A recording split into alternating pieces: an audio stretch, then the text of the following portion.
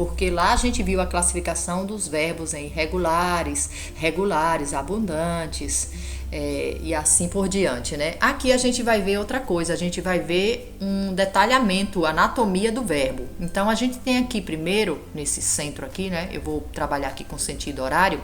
A gente tem aqui verbos indicam. Então eles indicam desejo, eles indicam ocorrência, ação, fenômenos, estado, complementa o que Nadson já havia colocado, né? Então, os verbos, eles têm uma importância muito grande dentro da língua portuguesa e dentro da construção de textos.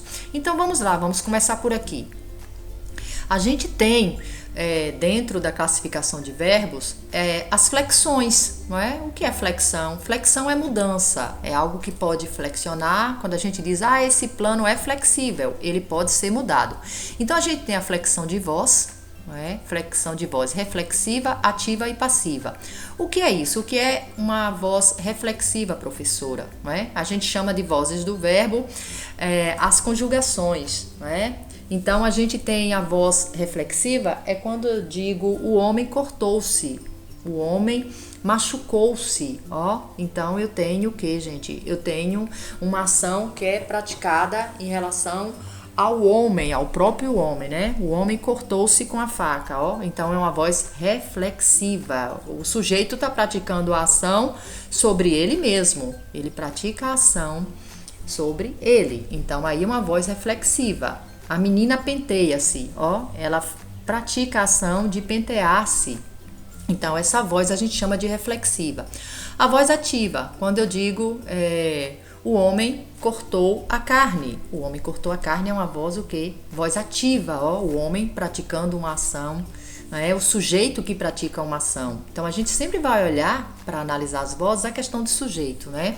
Quando eu digo a carne foi cortada pelo homem, então observe aí, né, que nós temos um objeto, um elemento que recebeu uma ação, né? A gente diz que é quando o sujeito recebe a ação. Então a carne, ó, a carne, ela passa a ser sujeito nessa frase, ó, a carne foi, ela recebeu uma ação, ela foi cortada pelo homem. Então flexão de voz é isso.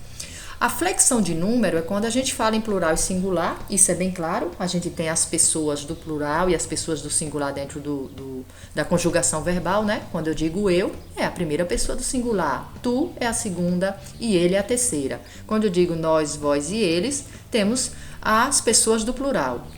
Então, quando a gente diz a gente fomos, aí o negócio pega, tá errado. Porque se a gente tem as pessoas do plural e do singular, por que a gente faz uma mistura de pessoa do singular, que é a gente, com o plural, fomos? Então, a gente tem um problema aí. É importante observar isso para que a gente não possa cometer erros, né?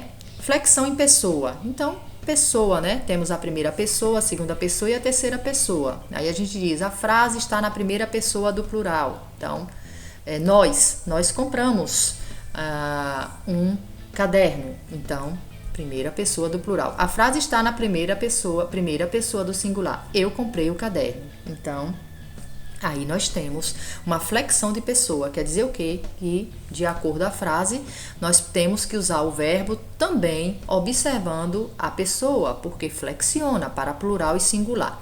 A gente tem aqui flexão de aspecto.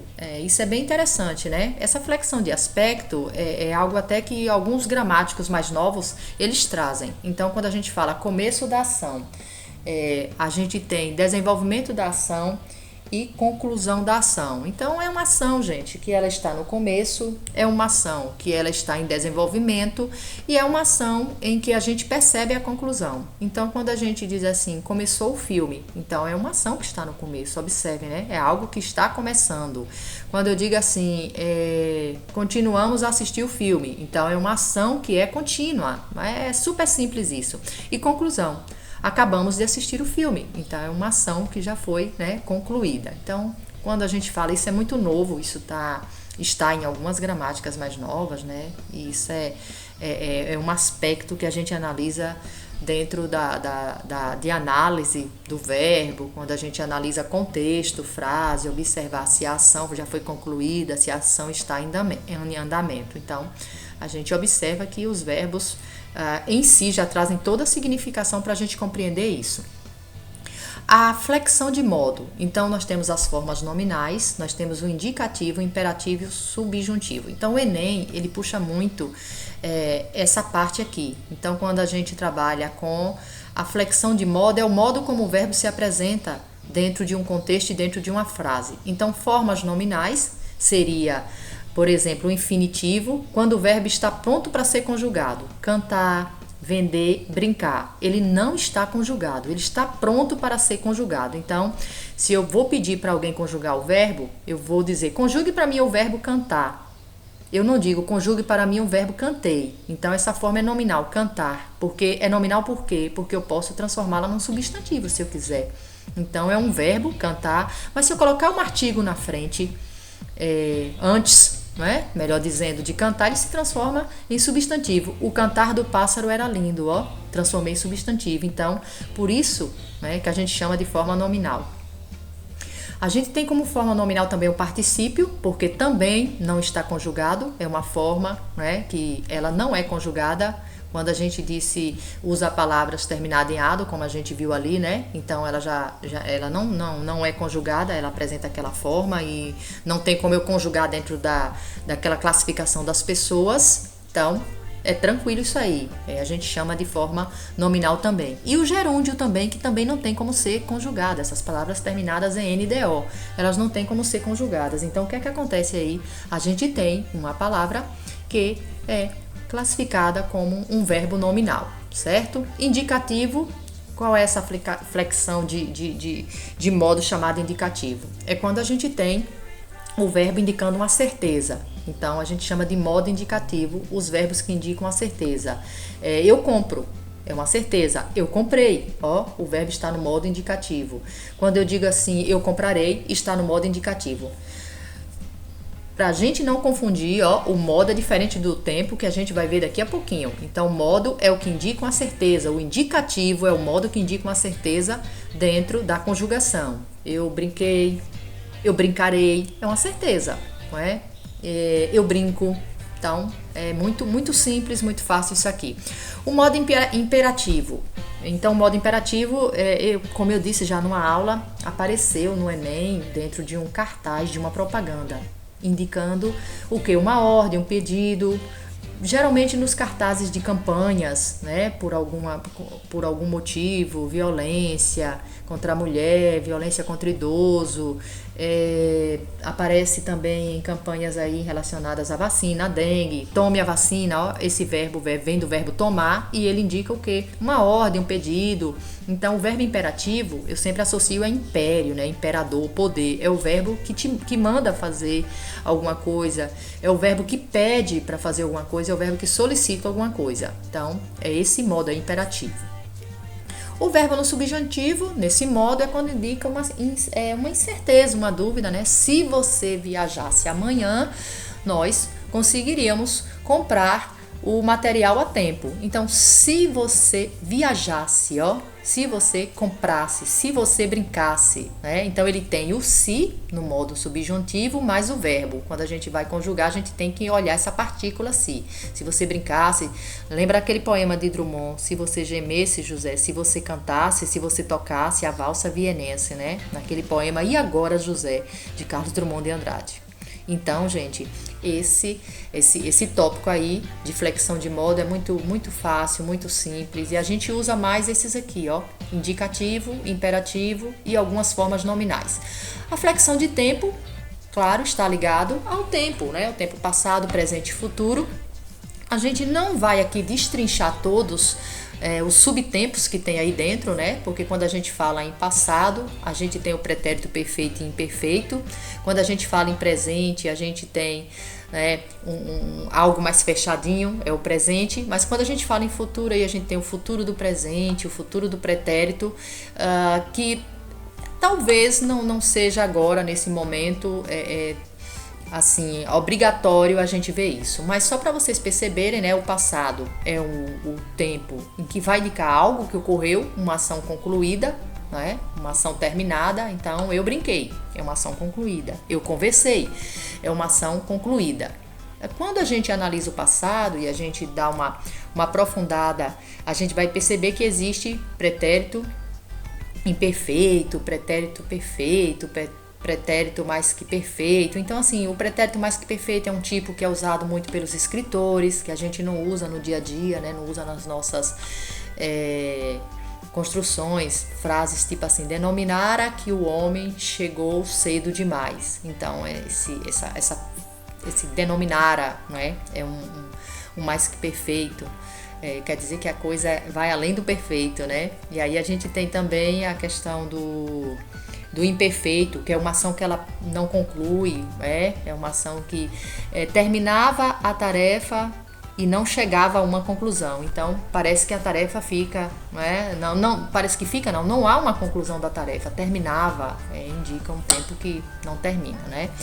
E o passado, o pretérito perfeito, é o que indica a ação concluída, né? Eu terminei. Então, assim, são muitos detalhes quando a gente fala aí da flexão de tempo, porque temos essas ramificações dentro dos tempos. Então, a gente fica com a ideia de passado: terminei o trabalho, você acabou o trabalho. E em outras ocasiões ou situações que for necessário outro tipo de verbo, vocês não precisam nem ficar compreendendo classificação, vocês já sabem usar, né? Terminava o trabalho enquanto o outro brincava no jardim, vocês sabem usar, não precisa vocês estarem aqui preocupados com a terminologia. Presente, super claro, a gente já falou, eu brinco, e futuro, eu brincarei, eu brincaria, que também é uma subdivisão igual aqui, o modo passado, mas que pra gente não é importante agora a gente estar atentando para essa nomenclatura, mas sim a gente compreender esses tempos dentro do contexto, ou seja, saber usá-los dentro dos textos, dentro das frases, das produções que iremos fazer, certo? Então, gente, esse material que vocês fizeram eu achei muito interessante, contempla o que a gente tinha por objetivo nessa aula, né, de falar sobre os verbos e assim, contempla o que é mais importante no estudo de verbos, certo? Aqui tem um texto, se vocês observarem, o texto está permeado por verbos, temos verbos já no título, não é? Aqui é substantivo, e aqui são verbos, o cachorro está latindo aqui, me perdoem, não é? Então, é um texto permeado por verbos, A gente tem verbos aqui no passado, no presente, verbos que indicam uma ação que é contínua. Olha aqui, maquinando. Então, esse verbo está no gerúndio, aquilo que a gente já falou, caindo, que é aquela ação que é contínua. Acreditavam, né? Passavam, ações no passado. Temos aqui dois verbos que aparecem junto, a gente chama de locução verbal, quando temos que usar dois verbos. Geralmente é um verbo que indica uma ação e mais um verbo no gerúndio. Geralmente é um verbo que indica estado, né? E outro que indica ação. Então, aqui é o verbo ser, A gente já sabe que ele muda, né? A partir do momento da conjugação. Então, ele está junto com outro verbo aqui. Então, esse verbo, gente, ele é um verbo chamado de auxiliar. Então, toda vez que nós tivermos, que a gente observar que tem dois verbos juntos, a gente tem uma locução verbal. Então, é importante a gente estar atento para entender o que é verbo e o que não é verbo, para poder a gente aí poder localizar a locução verbal. Então, o texto cheio de verbos, a gente não vai fazer a leitura, é um texto bem engraçadinho e também que traz uma lição de moral, de certa forma, né? Do Moacir Scli, uma crônica. Depois vocês podem olhar que eu vou disponibilizar o material, certo? Aqui, continuamos. Eu fiz um destaque aqui para essa frase, Eu achei interessante, oração, não é? Ela tem 3 verbos aqui, juntos, E todos os verbos são verbos de ação, né? Então a gente não tem locução. Cadê? Aqui, de certa forma, né? Porque a gente tem 2 verbos de ação, não é um verbo auxiliar. Aliás, aqui é um gerúndio, né? Nós temos um gerúndio aqui. Então, temos aqui um verbo de ação, mais um gerúndio. Então, temos uma locução aqui e temos um verbo aqui que também, né, está, de certa forma, no gerúndio, rindo. Então, temos o verbo de ação aqui, saímos. Para a gente corrigir isso aqui, a gente retificar, rindo, e saímos correndo, uma oração toda composta por verbos, Temos 3 verbos aqui, uma locução aqui e um verbo aqui no gerúndio. Então, o texto todo permeado de verbos. Não teríamos sentido se o verbo não estivesse presente no texto. Se a gente tirasse aqui os verbos, o texto ficaria totalmente estranho. Destaquei aqui alguns particípios, para a gente ver como os verbos eles se apresentam de várias formas dentro do texto. Aqui de novo, duas formas de particípio, transtornada e quebrada, né? Então a gente tem aqui particípio, aqui a gente tem gerúndio, que também faz parte dos tipos de verbos que a gente viu lá, das formas nominais. E aqui eu tenho uma locução que é formada por um verbo de ligação, um verbo auxiliar, o verbo estar, que é um verbo que indica estado, e a palavra recuperado, que é o que, gente? É um verbo no particípio. Olha a terminação, né? Ado, palavras terminadas em ado, em ido, são palavras que fazem parte, nem todas, tem que olhar isso, cuidado, né? Então, a maioria delas são verbos que fazem parte do particípio. Então, depois, se tiverem curiosidade e quiserem ler esse texto, ele é bem interessante, né? O final dele traz um exemplo pra gente, traz uma moral pra gente, e é do Moacir